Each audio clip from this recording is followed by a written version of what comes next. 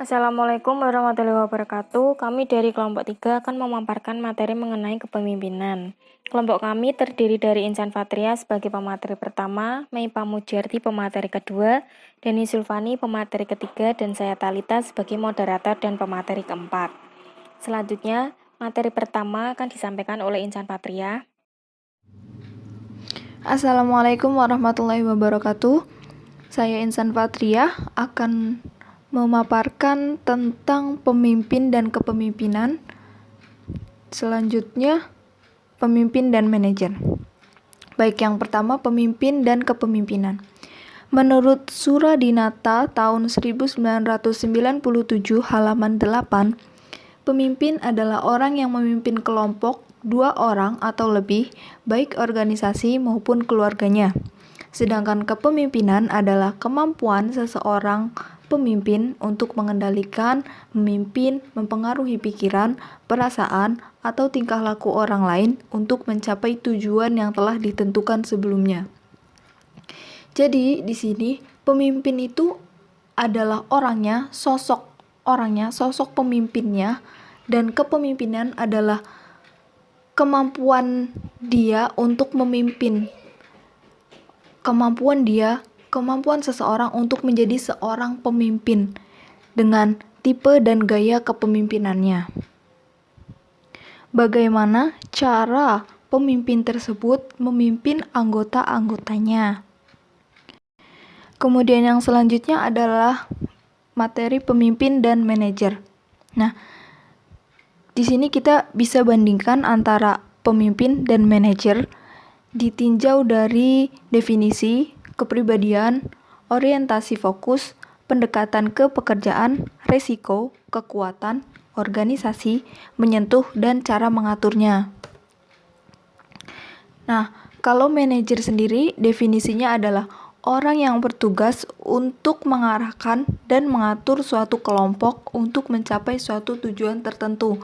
Sedangkan pemimpin definisinya adalah orang yang memiliki kemampuan untuk mempengaruhi, memotivasi, dan membuat orang lain berkontribusi untuk mencapai kesuksesan suatu organisasi.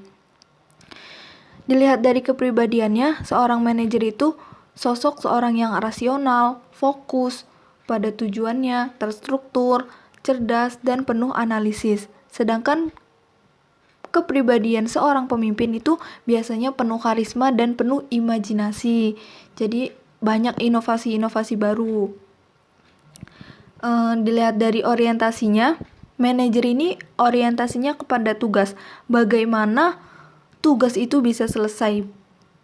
Sedangkan pemimpin orientasinya itu lebih kepada manusia. Bagaimana manusia-manusia ini bisa produktif untuk menyelesaikan tugas.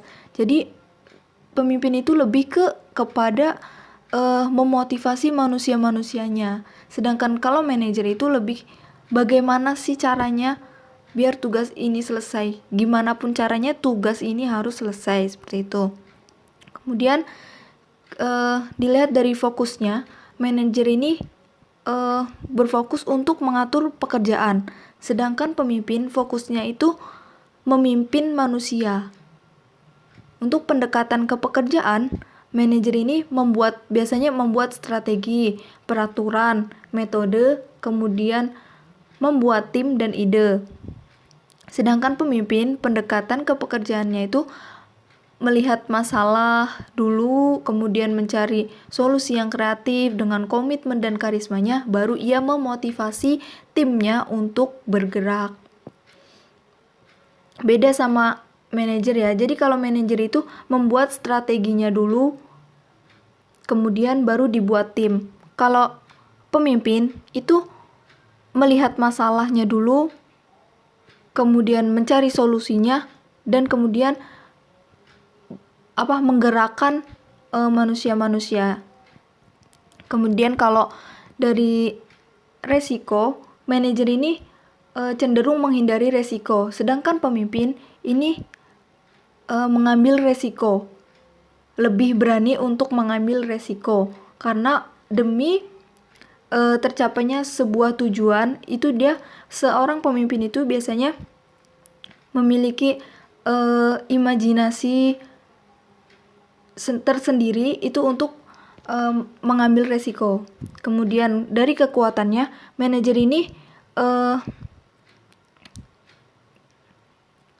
memiliki jabatan resmi dan posisi. Jadi kekuatan dari manajer itu di situ. Sedangkan pemimpin kekuatannya itu dari karisma dan pengaruhnya. Dilihat dari organisasi, kalau manajer ini mempunyai anak buah, sedangkan pemimpin mempunyai pengikut. Jadi, bedanya antara anak buah sama pengikut, kalau anak buah itu biasanya ada sebuah rekrutmen, kemudian dipilih anak buah terbaik. Sedangkan kalau pengikut itu siapapun yang mau mengikuti si pemimpin itu. Seperti itu. Dilihat dari menyentuhnya, kalau manajer ini menyentuhnya logika. Dia berpikirnya lebih kepada logika, sedangkan pemimpin ini menyentuh perasaan atau hati. Dengan karisma dan pengaruhnya, itu pemimpin mengambil perasaan, menarik hati para pengikutnya itu untuk bergerak. Sedangkan dari cara mengatur, kalau manajer ini mengatur tim sesuai dengan nilai-nilai dan arah yang sudah ditetapkan. Jadi sebelumnya itu udah ada strategi, nilai-nilai yang sudah ditetapkan, aturan-aturan itu udah ada. Kalau pemimpin ini cara mengaturnya menetapkan arah atau visi terhadap sesuatu yang dituju.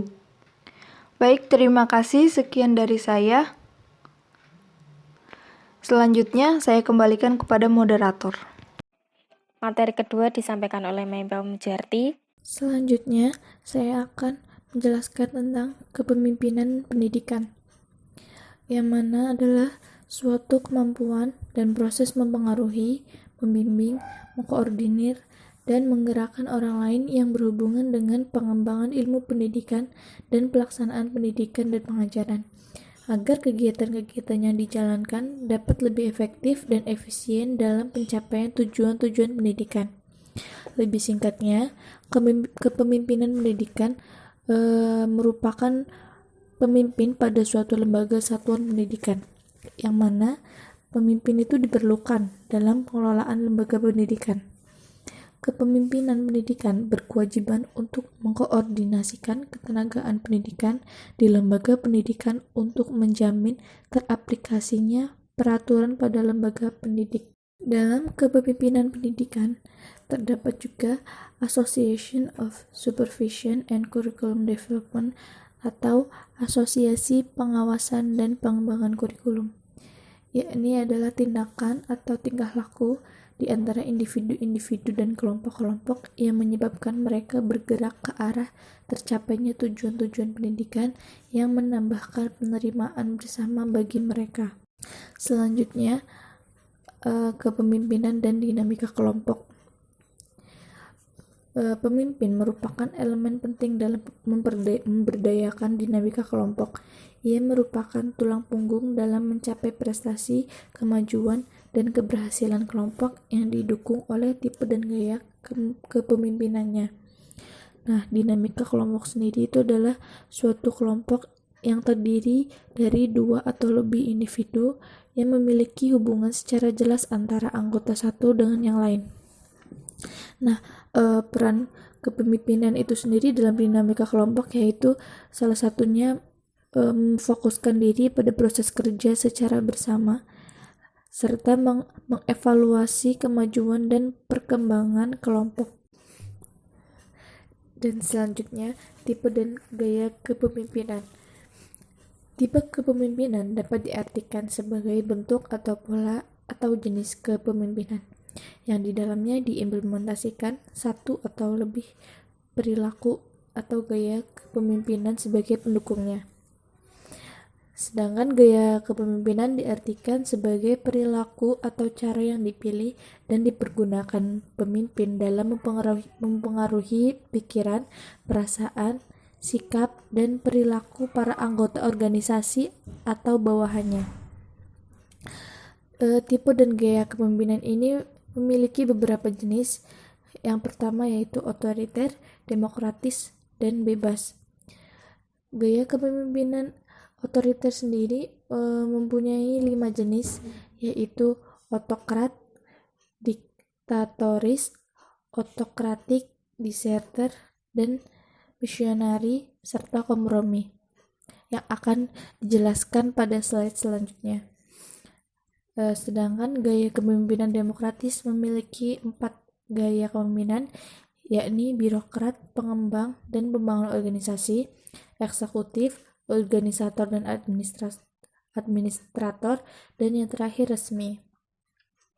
Dan yang terakhir, tipe dan gaya kepemimpinan bebas mempunyai 2 jenis, yakni gaya kepemimpinan agitator dan gaya kepemimpinan simbol, yang akan dijelaskan pada slide selanjutnya. Terima kasih. Materi ketiga disampaikan oleh Dani Zulfani. Assalamualaikum warahmatullahi wabarakatuh. Saya Dani Zulfani di sini akan memaparkan materi mengenai tipe dan gaya kepemimpinan otoriter. Tipe kepemimpinan otoriter ini merupakan perilaku atau gaya kepemimpinan yang bersifat terpusat pada pemimpin sebagai satu-satunya penentu, penguasa, dan pengendali anggota organisasi dan kegiatannya dalam usaha untuk mencapai tujuan organisasi tersebut. Pemimpin dalam kepemimpinan otoriter ini tidak mengikutsertakan dan tidak memperbolehkan bawahannya untuk berpartisipasi dalam proses pengambilan keputusan dan juga tidak mentoleransi adanya penyimpangan. Pemimpin otoriter merasa boleh dan memiliki hak-hak istimewa dan harus diistimewakan oleh bawahannya. Atau dengan kata lain, anggota organisasi ataupun bawahannya tidak memiliki hak sesuatu apapun dan hanya memiliki kewajiban dan tanggung jawab untuk melaksanakan keputusan dan perintah dari pemimpin. Tugas dan tanggung jawab itu harus dilaksanakan tanpa boleh membantah. Apabila pelaksanaannya berbeda dari yang diputuskan atau diperintahkan oleh pemimpin, meskipun hasilnya lebih baik, akan diartikan oleh pemimpin sebagai penyimpangan atau kesalahan yang harus dijatuhi hukuman ataupun diberikan sanksi. Kepemimpinan otoriter berpendapat bahwa keberhasilan dapat dicapai dari rasa takut bawahan pada nasib yang akan diperoleh sanksi atau hukuman berat dan merugikan apabila berbuat kesalahan atau kekeliruan atau penyimpangan dari keputusan pemimpin. Kondisi itu akan menimbulkan kepatuhan yang tinggi karena rasa takut dan kepatuhan yang bersifat palsu atau berpura-pura pada pemimpin. Selanjutnya ada beberapa tipe kepemimpinan otoriter, mulai dari yang dilaksanakan dari yang paling ekstrim atau yang paling otoriter sampai kepada yang bergesernya ke arah kepemimpinan yang lebih demokratis. Di sini ada 6 tipe. Yang pertama yaitu gaya kepemimpinan otokrat. Gaya kepemimpinan ini berorientasi pada pelaksanaan tugas sebagai perilaku yang terpenting dalam mewujudkan kepemimpinan yang efektif. Pelaksanaan tugas tidak boleh keliru atau salah ataupun menyimpang dari instruksi pimpinan. Pemimpin bertolak dari prinsip bahwa manusia lebih suka diarahkan tanpa memikul tanggung jawab daripada diberi kebebasan merencanakan dan melaksanakan sesuatu yang harus memikul tanggung jawab. Kemudian juga tidak ada kesempatan bagi anggota organisasi untuk menyampaikan inisiatif, kreativitas, saran, pendapat, ataupun kritik karena fungsinya adalah melaksanakan tugas, bukan berpikir untuk menciptakan dan mengembangkan tugas organisasi. Dan yang kedua ada perilaku atau gaya kepemimpinan diktatoris, yaitu berperilaku sebagai penguasa tunggal yang tidak dapat diganti karena merasa bahwa dirinya diciptakan untuk berkuasa. Setiap kehendak atau kemauan pemimpin diktatoris harus terlaksana meskipun harus dilaksanakan dengan menghalalkan segala cara. Orientasi gaya kepemimpinan ini hanya pada hasil, tidak peduli bagaimana cara mencapainya meskipun harus mengorbankan orang lain, khususnya anggota organisasinya sendiri. Bersembunyi di balik slogan-slogan sebagai pelindung, penyelamat, pembela, pahlawan, pemimpin yang akan mewujudkan cita-cita bagi anggota organisasinya. Senjata utamanya adalah menjalankan kepemimpinannya adalah ancaman hukuman yang berat bagi yang menentang atau berkhianat. Dan yang ketiga ada gaya kepemimpinan otokratik lunak. Di sini pemimpin berorientasi pada hasil dengan dimanipulasi berorientasi pada anggota organisasi dalam kadar yang rendah, antara lain dengan memberikan motivasi agar melakukan keputusan atau perintah atasan.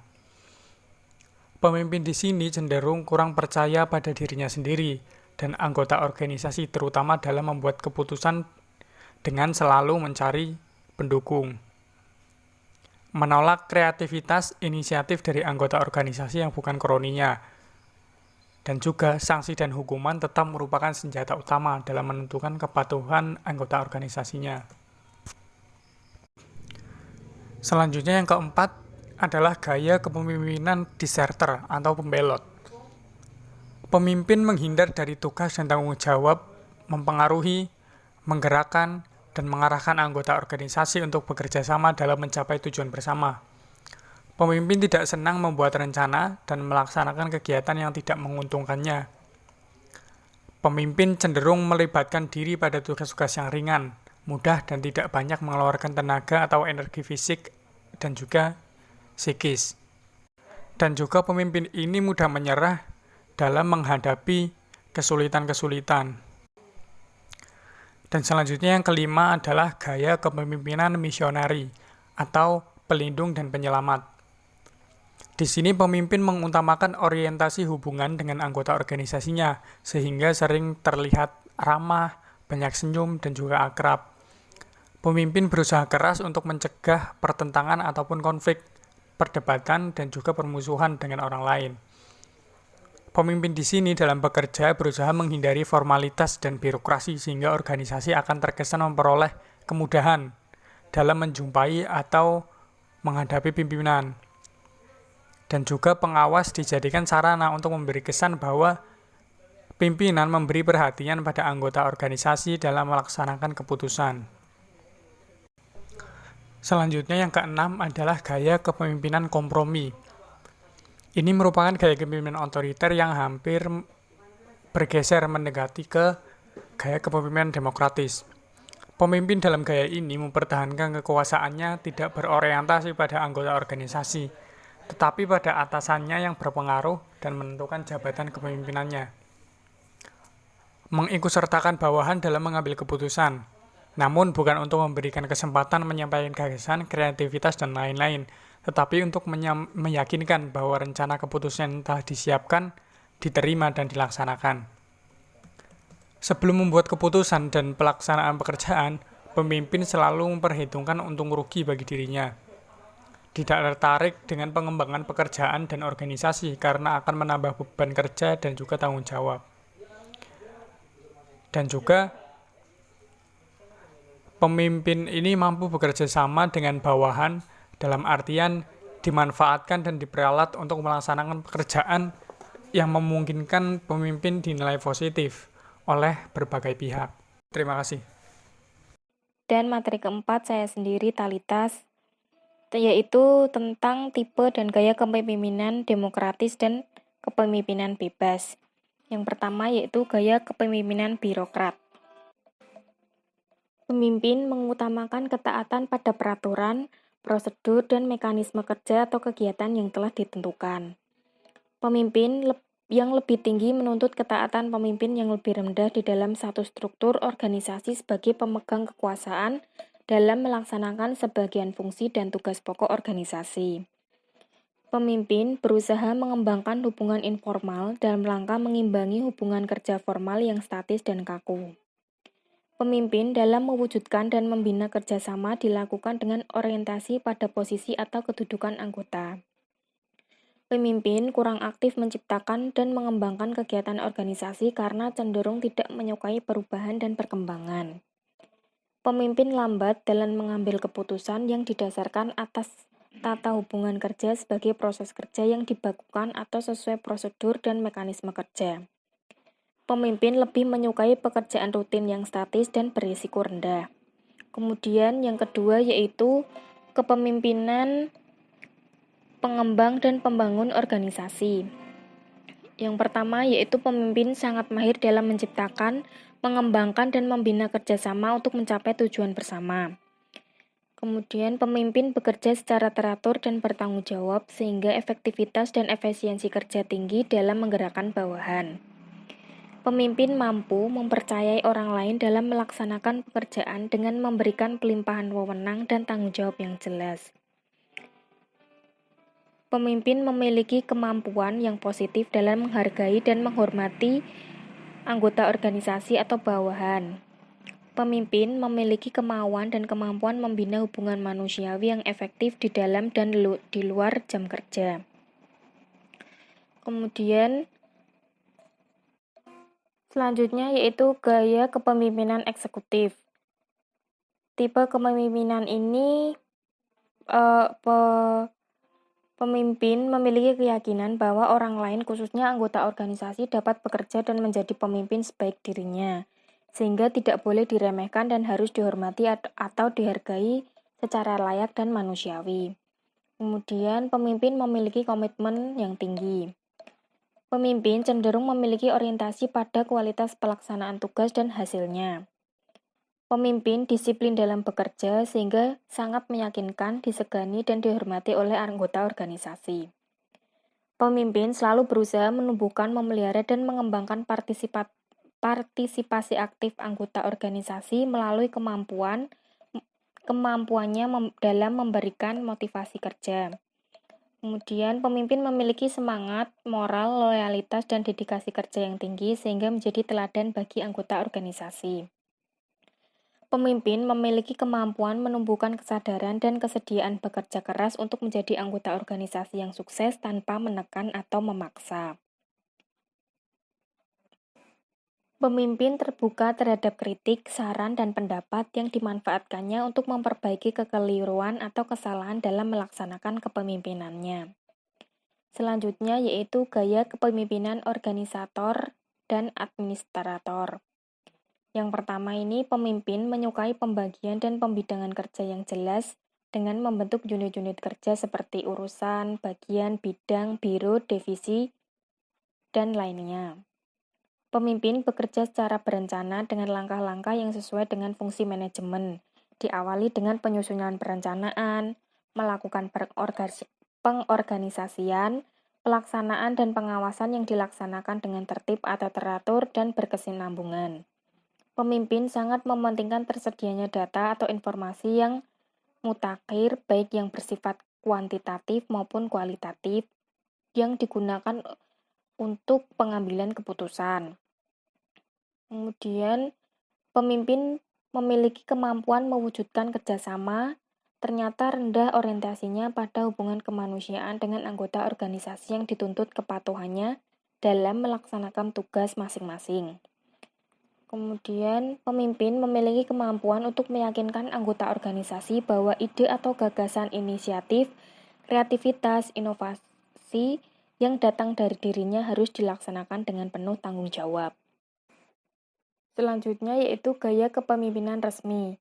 Gaya atau perilaku kepemimpinan ini termasuk bagian dari tipe kepemimpinan yang bisa disebut diantaranya yaitu seperti kepala kantor, kepala biro, ketua tim, ketua lembaga, direktur keuangan, atau koordinator perguruan tinggi swasta.